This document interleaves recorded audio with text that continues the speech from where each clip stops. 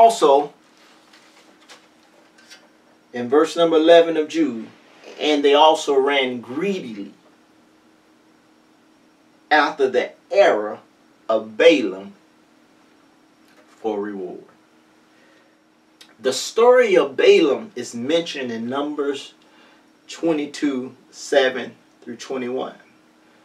And like we did to comprehend the way of Cain that Jude was mentioning concerning the identity or characteristics of certain men, and what I like to call the great creep or the rising up of these individuals, which it will all be clarified as we go on, is found in Numbers chapter 22.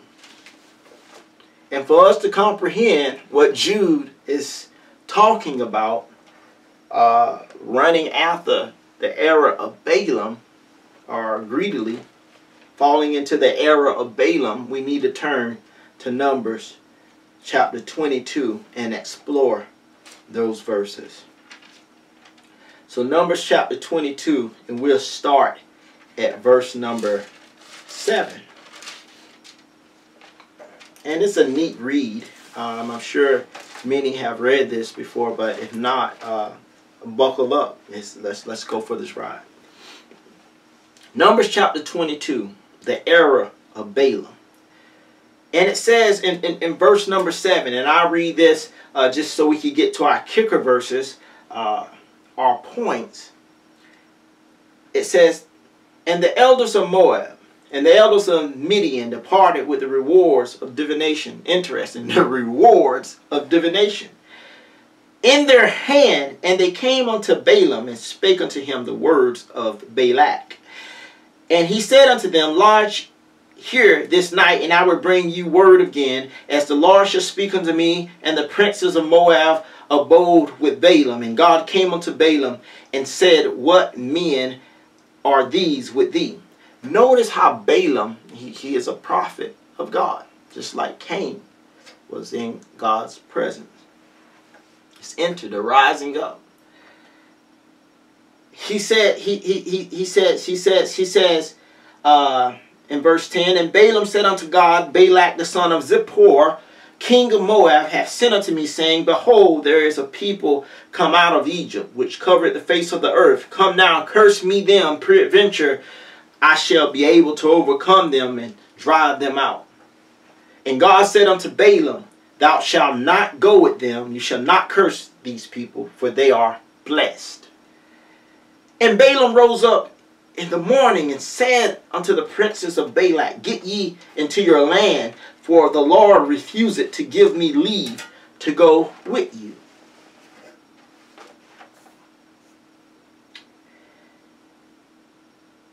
And the princes of Moab rose up, and they went unto Balak and said, Balaam refuseth to come with us. And Balak sent yet again princes more and more honorable than they. And they came to Balaam and said unto him, thus said Balak the son of Zippor, let nothing, I pray thee, hinder thee from coming unto me, for I will promote thee. A promotion. Unto a very great honor. It's amazing how in this day and time, and we hear the stories and how true there be, only those, the originators and the Lord knows, what people would do for promotion.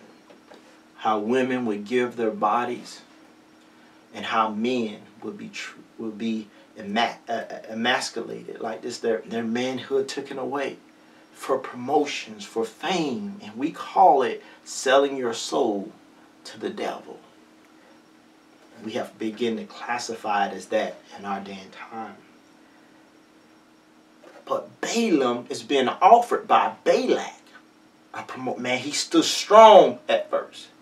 But now when those that are more honorable or are of a higher position, noteworthy, comes to Balaam and says, listen, that Balak will promote thee beyond.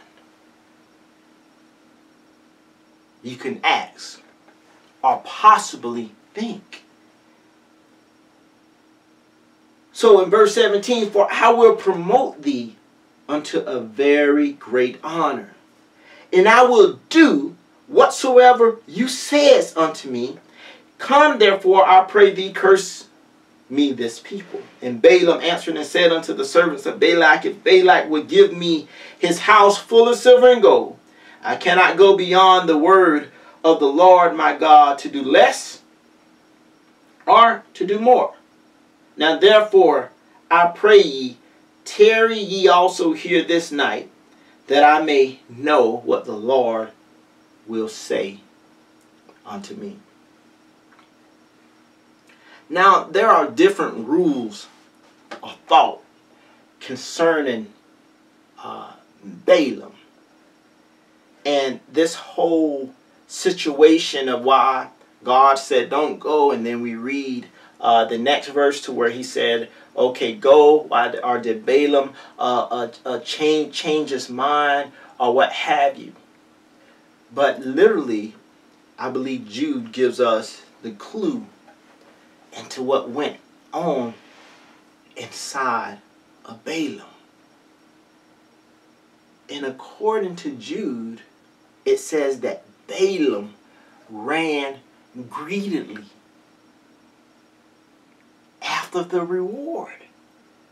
It's not that, in other words, there was something deep down inside of Balaam that excited him about going, even though the Lord told him to go. He masked his true intentions of going, and he didn't declare the fullness. Or in the Chumash, many of the rabbis says that Balaam held back and didn't declare unto the princes of Moab that he could not in any way speak curses, that the only way that he would come is that the end result is that he would speak blessings. But it's almost like he hid the full counsel of what he knew was the end result of going from the princes of Moab. And he went. But that's not even the case.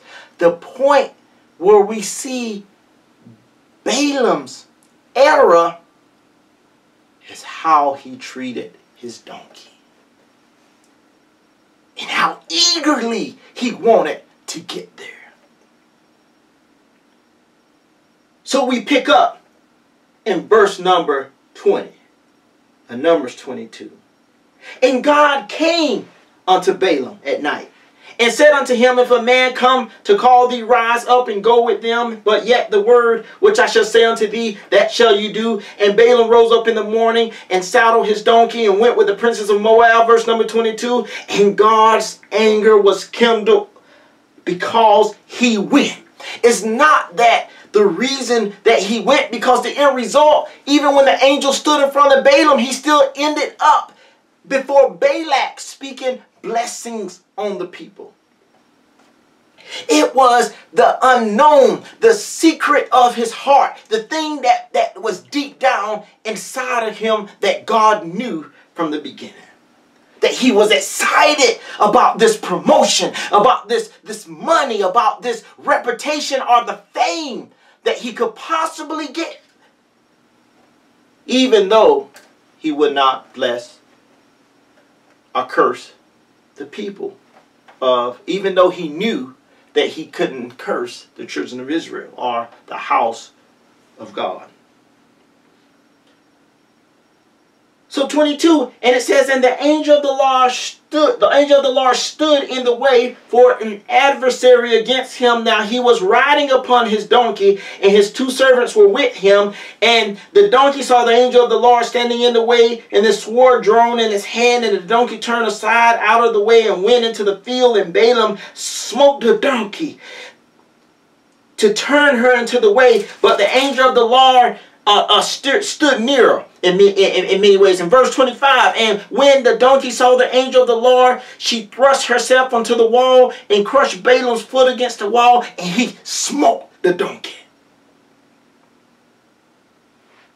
Look what the donkey says to him. Let's go down. Let's go down to verse number 27. And when the donkey saw the angel of the Lord, she fell down under Balaam, and Balaam's anger was kindled. Notice how it says his anger. The first thing that happened to Cain was he was robbed. The thing that happened to Balaam, he got angry. Why did Balaam get angry? Was it because the donkey hit his leg, or it was because the donkey was hindering him from getting to where he wanted to go? And so he beat the donkey with a stick. In 28, and the Lord opened up the mouth of the donkey. And this is why the revelation is given by Jude, saying that it was an error of him being greedy.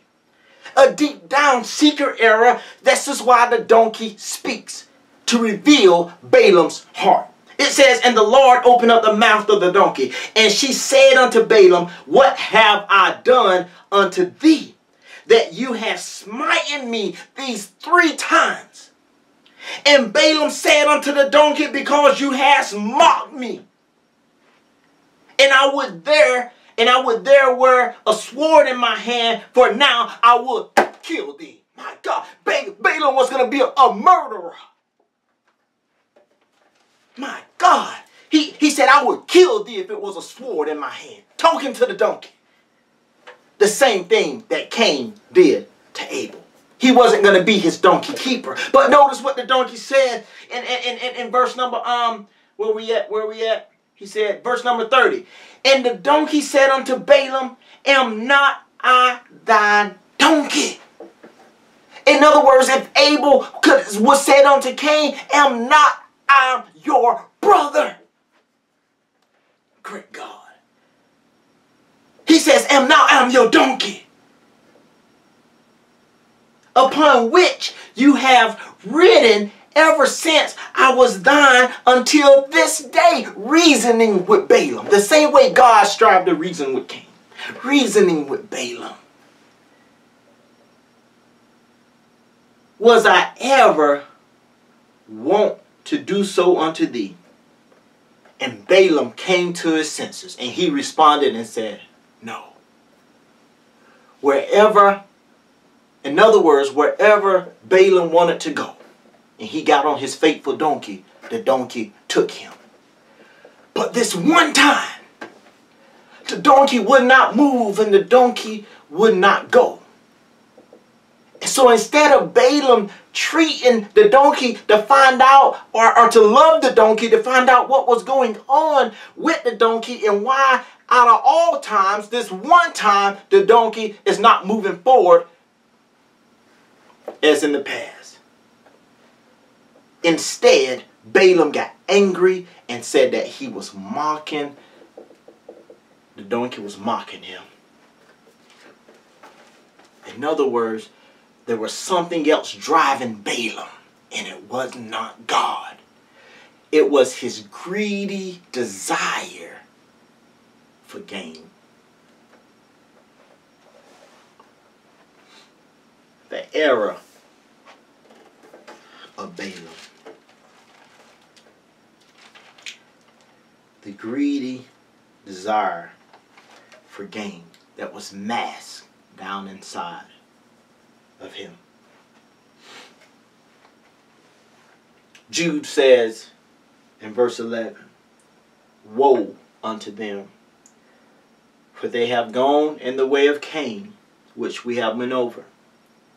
And he says, and ran greedily after the error of Balaam for reward. That ran greedily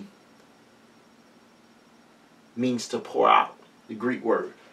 It's the Strong's number 1632. It means that Balaam like poured out. The root word for pouring out, just so we could comprehend what it means to run greedily, is the Greek word ek. For it denotes the origin, like the beginning of a thing, meaning the point whence motion or action proceeds. Like what created the motion or action, the origin of motion and action, the point, like a track runner, when the gun goes off, the origin was created by it.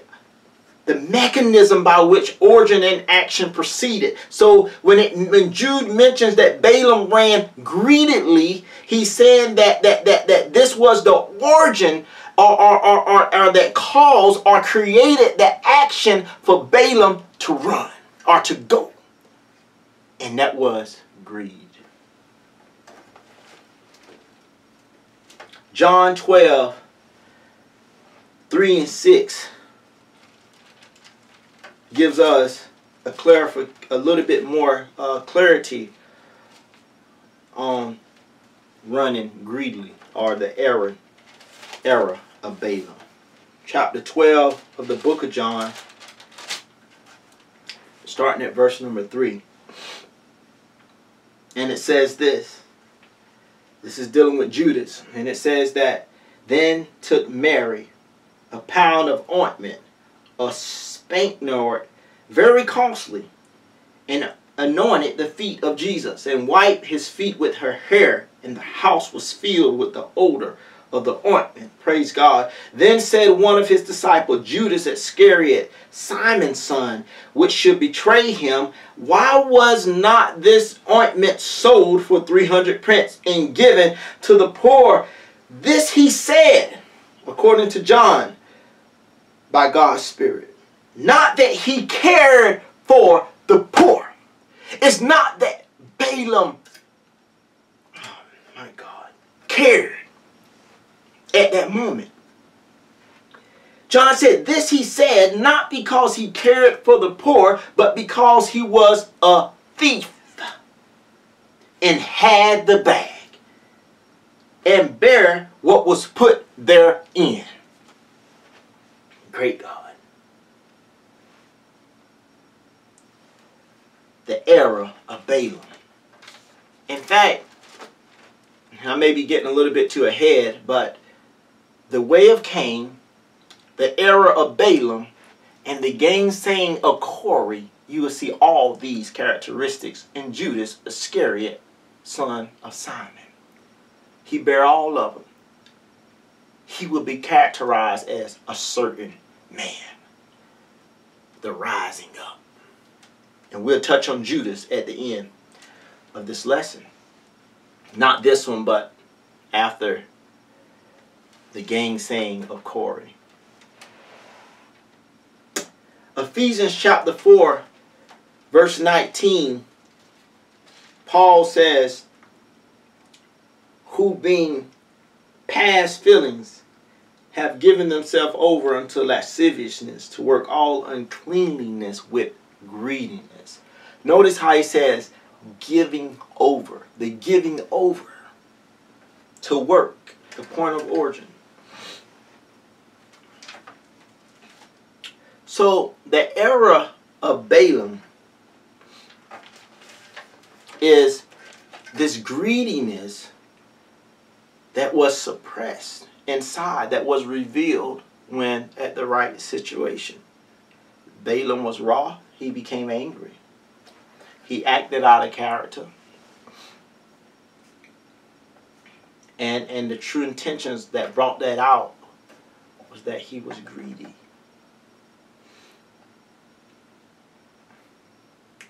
Oftentimes we see the same characteristics in many. The greediness could exist in food. Could it? Not saying that because people are overweight that they're greedy. No, I'm not saying that. But you know the appetite of being greedy and how it spills over. And we're talking of desiring, the desiring of a fame or wealth. And it could be anything greedy that overrides, that causes you to respond or to react. In other words, you become self-willed and no longer being led by God and His Spirit. The error of Balaam for reward.